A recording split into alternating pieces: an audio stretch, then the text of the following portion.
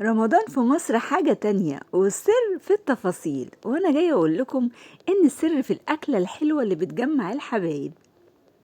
هنعمل النهاردة أكلة لذيذة جدا ما يختلفش عليها اتنين: فراخ مشوية في الفرن، بس هي مش مشوية، هي معمولة بطريقة عبقرية. وكمان هنعمل حلة أو طاجن ورق العنب باللحمة الستيك أكنها مشوية، وطعمها حلو جدا ودايبة دوب، ما خدتش معانا وقت خالص.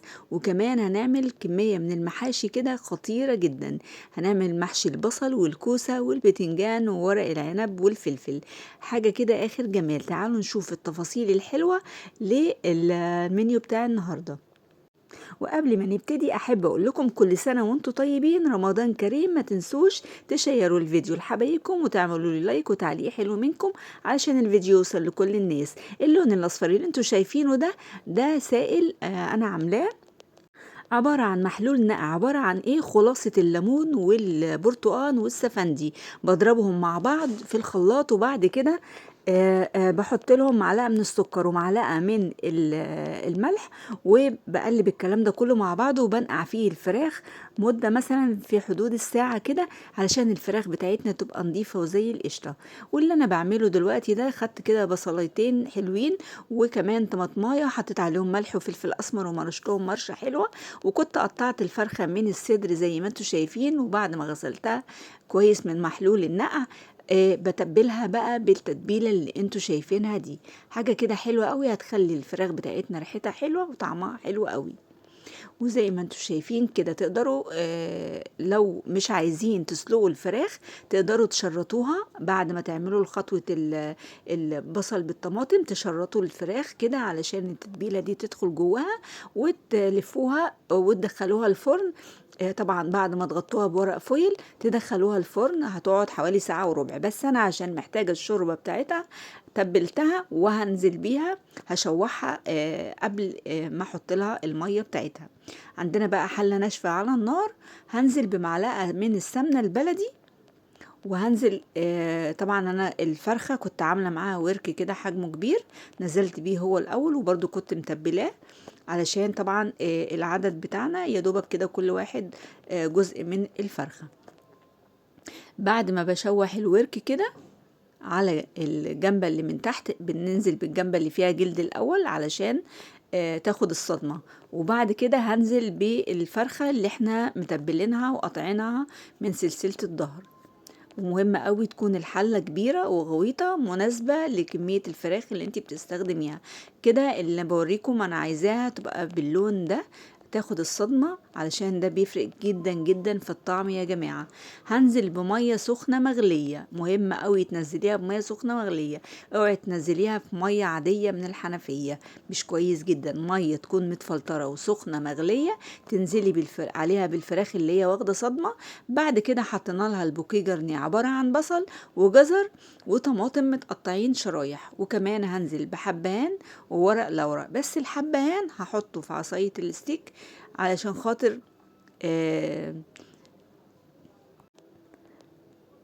بفتحه الأول زي ما انتوا شايفين، بفتحه الأول علشان خاطر ينزل كل الحبوب اللي بتاعت الحبهان من جواه، وبنزله في الشوربة. تمام كده. وبعدين الفراخ لازم يتحط لها الملح في الأول عكس اللحمة. ونزلت بمعلقة من الفلفل الأسمر، حطيت معلقتين من الملح ومعلقة من الفلفل الأسمر، وحلو قوي. على كده هبتدي أقلب، لو في ريم بنبتدي نشيله. بس الطريقة اللي احنا بنشوح بيها الفراخ بتخلي الريم يكون قليل جدا، فدي أنسب طريقة لعمايل الفراخ. عندي بقى زي ما انتوا شايفين كده كيلو من اللحمة الستيك، لحمة الشوي. تمام كده. انا كنت مطلعاها من الفريزر بصراحة، وسبتها لحد ما اتصفت خالص. بس اتصفت فين؟ وهي في التلاجة.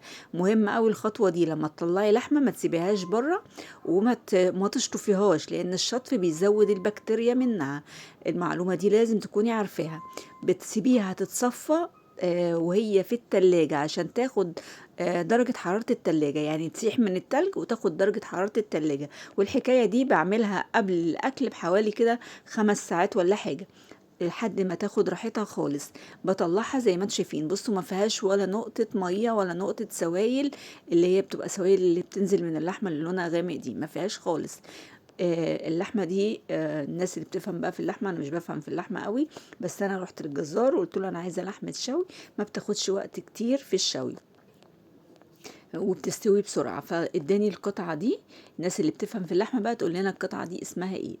بتبلها بايه؟ بملح وفلفل اسمر، بس انا نشفتها الاول بمناديل. اللقطه دي ما جاتش في الكادر، بس نشفتها الاول بمناديل، وبعد كده حطيت لها الملح والفلفل الاسمر زي ما انتم شايفين، بس الملح يكون قليل جدا ورشه من الفلفل الاسمر. هي دي التتبيله بتاعتها.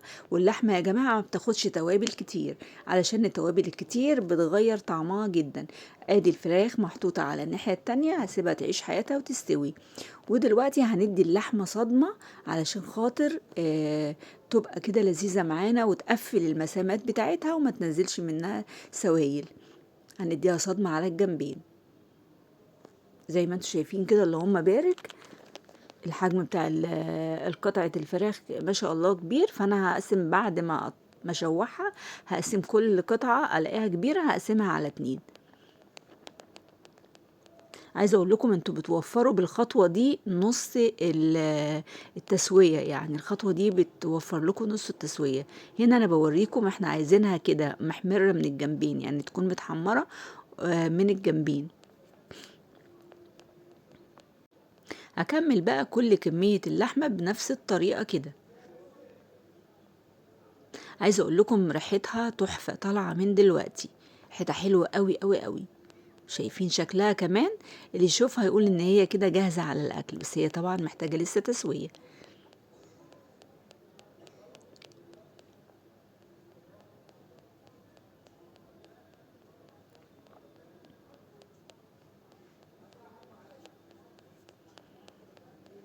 انا كده خلصت الكمية، اللهم بارك. شايفين شكلها تحفة جدا.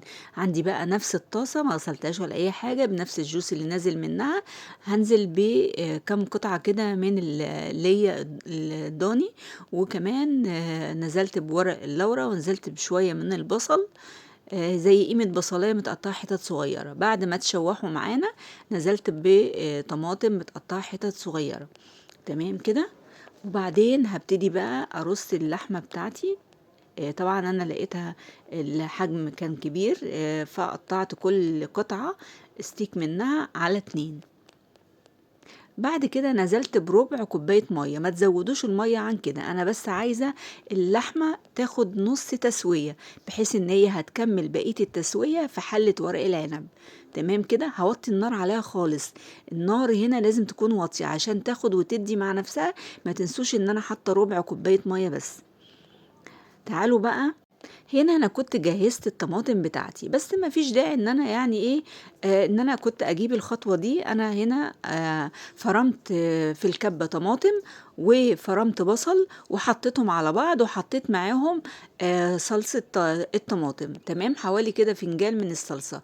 وكمان كنت مشوحة على البوتاجاز شوية بصل كده محترمين كتار، يعني حوالي مثلا 4 بصلات ولا حاجة مليانين، وقطعت معاهم طماطم، وبرضو حطيت معلقة من الصلصة. وغسلت الرز ونزلت بالخلطة دي كلها. على فكرة ما خدتش معايا وقت خالص، لأن كل حاجة كنت بعملها في الكبة. ونزلت بكمية محترمة كده من الخضرة. أنا عندي حوالي 5 أو 6 ربط من الخضرة، كنت حاطة خضرة كتير. بيقولك قللي رز وكتري خضرة، قللي رز وكتري بصل وخضرة، لأن البصل والخضرة بيخلوا طعم المحشي حكاية. هقلب الكلام ده كله مع بعض. وما تنسوش ان انا البصل اللي انا مش كنت مشوحاه مع الطماطم على البوتاجاز في نسبة من الزيت، ولسه هحط زيت تاني في الاخر، فهنا الخلطة مش هحط لها زيت. هنا بقى بوريكم ان انا كنت محضرة الكوسة بتاعتي ومقوراها، وطبعا انتوا شطار مش لازم اجيب التقوير يعني وكده اهوت. انا جبت الكوسة وقورتها، وطبعا غسلتها الاول وبعدين قورتها وبعدين غسلتها تاني. الاكل نضيف وزي الفل وزي ما انتوا شايفين كده. الكوسة بقى، الحشوة بتاعت الكوسة اللي انا بطلعها منها، نزلت عليها بشوية من الجزر المبشور وشوية من البصل وشوية من الطماطم، وبقى الميكس الجميل ده. دي هتبقى القاعدة بتاعت صينية المحاشي، هتبقى القاعدة بتاعتها من تحت، علشان خاطر المحاشي بتاعتنا تاخد ريحة ونكهة كده حكاية. الخطوة دي يا جماعة مهمة جدًا لمّا تيجي تعملي محشي مشكّل، تعملي الحشوة بتاعة الكوسة، حُطّي معاها بصل وجزر مبشور، وحُطّي معاها مثلًا فلفل spicy أو فلفل بارد على حسب ما تحبّوا، وافرشيها في الصينية من تحت زي ما كنت عاملة كده بالضبط. بعد ما فرشتها في الصينية هعمل نفس الخطوة في الحلة بتاعة المحشي ورق العنب، وهنا بوريكم ان اللحمة بسم الله ما شاء الله استوت نص تسوية. عندي بقى طماطم مقطعاها شرايح علشان احطها كطبقة من تحت اولية، يعني بحط طبقة الطماطم الاول شرايح سميكة بحيث ان هي ما تخليش المحشي بتاعي يتحروق او يستوي زيادة عن اللزوم، تحافظ لي على طبقات المحشي اللي انا عاملاها. بعد ما رصيت الطماطم حطيت بصل وحطيت جزر مبشور، وطبعا بنسب يعني قيمة مثلا 3 طماطمات على بصلتين على جزرية مبشورة. تمام كده. بعد كده اللحمة بتاعتي خدتها وسويتها في الطبقة التانية، يبقى انا كده عملت طبقة من تحت وبعدين طبقة اللحمة، وبعد كده نزلت بالجوس البصل بالطماطم بالزبدة اللي هي نازلة من الحاجات الحلوة دي. كل ده نزلت على اللحمة من فوق الوش. طبعا الصورة بتتكلم يا جماعة، انتوا شايفين الجمال والطعام. عايزة اقول لكم الريحة طالعة والواحد صايم بقى ومش قادر. هنا ده بقى محشي البصل. باجيبه باجيب البصلاية طبعا بعد ما بغسلها بديها تقسيمة من النص، بوصلها لحد الآخر بس من غير ما أقطع البصلاية، وطبعا أكيد شفتوا فيديوهات عاملينها بنفس الطريقة كده. وبنزلها في مية تاخد غلوتها حوالي ربع ساعة وبيطلع بيتفكك من بعضه. ده بقى محشي البصل. دلوقتي بنحشي مع بعض الكوسة زي ما انتوا شايفينها كده، سهلة جدا وبسيطة. طبعا الحشو كلكم أساتذة وشاطرين وبتعرفوا تحشوا، بس مش كلكم بتعرفوا تعملوا ورق عنب، ومش كلكم بتعرفوا تلفوا يعني ورق العنب أو أي حاجة فيها ملفوف زي الكرنب وورق العنب والحاجات دي. الحاجات السهلة هي المتعارف عليها بالنسبة للبنات أو الستات البيوت اللي مش بتقف في مطبخها كتير، بيبقى خلقهم ضيق من ناحية الحاجات اللي بتتلف. تمام. انا هنا خلصت كمية من الكوسة، عملت صفين محترمين. وطبعا عايزة اقول لكم الحشوة اللي من تحت دي، اللي هو الطبقة اللي في الصينية من تحت دي اتمسحت يعني من جمالها وطعمها. هنعمل بقى نحشي البصل. والبصل حشوته برضو سهلة جدا لان الورق مسلوق معانا ومستوي. وزي ما انتوا شايفين بمسك الورقة وبحط فيها كمية من خلطة المحشي وببتدي ألف كده. وعايزة أقول لكم إن محشي البصل بياخد كمية حلوة كده في كل بصلاية يعني، بسم الله ما شاء الله اللهم بارك. طيب أحلى نوع للمحشي البصل هو اللي ينفع البصل الأبيض. البصل الأبيض في المحشي تحفة جدا، بيبقى مسكر يا جماعة ولذيذ جدا، وكمان بتقدري تطلعي منه ورق كتير. إنما البصل الأحمر ده بيبقى عايز سلطة، بيبقى عايز يتاكل كده، يتحط كده، مش حاجات تبرز طعمه. فمحشي البصل لازم يكون البصل اللي لونه أبيض، بيبقى تحفة يا جماعة ومسكر ولذيذ قوي قوي قوي. اللي هياكله بجد مش هيعرف ان ده محشي بصل اصلا لو ناس مش اكيلة يعني. بصوا زي ما انتم شايفين رصيت الصينية اللي هم بارك، شكلها يفتح النفس، شكلها يتاكل ني كده من جمالها ومن لذيذتها. تعالوا بقى نعمل ورق العنب. الورق العنب اللي انا جايباه ده يا جماعه ده كان متفرز عندي، يعني انا مش شارياه. طبعا احنا في رمضان دلوقتي ما فيش ورق عنب اصلا في التوقيت ده في الاسواق، فانا كنت مفرزاه وطلعته من الفريزر. كنت مسخنه ميه ونزلته فيها، طلعته رصيته في الطبق عادي خالص زي ما انتم شايفين. بسم الله ما شاء الله اللهم بارك. الورق بتاعه كان تحفه لان انا كنت جايباه من الفلاحين زي ما انتم شايفين كده. طبعا شايفين اللفة عاملة ازاي. ورقة العنب لازم تكون مضغوطة وفي نفس الوقت تبقي حريصة انها ما تتقطعش معاكي. لو مسكتي ورقة عنب ولقيتيها صغيرة ممكن تحطي عليها ورقة تانية. المهم ان ورقة تسند ورقة بحيث ان انتي تطلعي ورق العنب بصوا ملفوف لفة اللي هي زي ما انتوا شايفين كده. انا بثبت ايدي وبلف وفي نفس الوقت حريصة ان الورقة ما تتقطعش. وعايزة اقول لك انا برضو بحط كمية حلوة من الرز او من الخلطة في قلب ورقة العنب، بس انا بكبسها جامد بايدي. انا بدوق ورق العنب عند الناس بصراحة اللي بتعزم عندهم، بلاقيه يعني الكل بيشهد بورق العنب بتاعي. شايفين طبعا انتوا اللفة قد ايه مضغوطة وقد ايه ماسكة نفسها. انا بلاقي كور، بلاقي مهوية، الرز هيقع منها، وفعلا بالفعل لما بتستوي الرز بيبقى واقع منها. دي بتطلع بالواحدة. زي ما انتم شايفين المحشي طالع حكاية خطير بجد، من احلى انواع الفيديوهات اللي انا عملاها واستمتع جدا جدا بتصويره وباكله وبكل حاجة. كمان كان عندي شوية فلفل برضو متفرزين. الناس اللي هي بتستغرب، كنت عاملة فيديو بتفريز الفلفل يا جماعة، هتلاقوه عندي على القناة. بفرز الفلفل عادي خالص وبطلعه وقت ما اكون هحشيه، يعني وقت الحشو بالظبط. عندي بقى هنا الصوص او التشريبه اللي هشرب بيها المحشي بتاعي. عباره عن ايه؟ انا مش المره دي ما استخدمتش الشوربه، كل مره بستخدم شوربه مع الصوص اللي بينزل من المحشي. المره دي حطيت مرقه، وحطيت صويا صوص، وحطيت دبس الرمان بنسب، يعني معلقتين 3 من دبس الرمان، معلقة من الصويا صوص كبيرة، وحطيت ظبطت الملح والفلفل الأسمر بس كده، مع المية، معاهم معلقة مرقة فورية. تمام كده، وقلبت الكلام ده كله زي ما شفتوا كده. حطيت في كل حاجة الكمية المناسبة ليها. يعني الصينية خدت مني كوباية كبيرة ونص، والحلة خدت مني كوبايتين كبار مليانين. تقدري تستخدمي بدل التشريبة اللي انا عاملاها، استخدمي الشوربة اللي انت حباها. واوعى وشك بقى، تعالوا نقلب مع بعض حلة محشي ورق العنب باللحمة.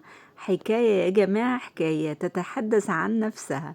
ولا الكوسة وجمالها، ولا البصل وطعمته، ولا الفراخ وجمالها. أنا طبعا قطعتها وحطيت لها صوص من فوق الوش، ودخلتها الفرن علشان تبقى سهلة. ندي كل واحد النايب بتاعه كده زي ما احنا متعودين في بيوتنا المصرية. شايفين الفراخ وجمالها، لونها حلو وطعمها حلو قوي قوي يا جماعة. كنت معاكم عزة سعيد من مطبخ وصفة. أسيبكم على خير، وكل سنة وانتم طيبين.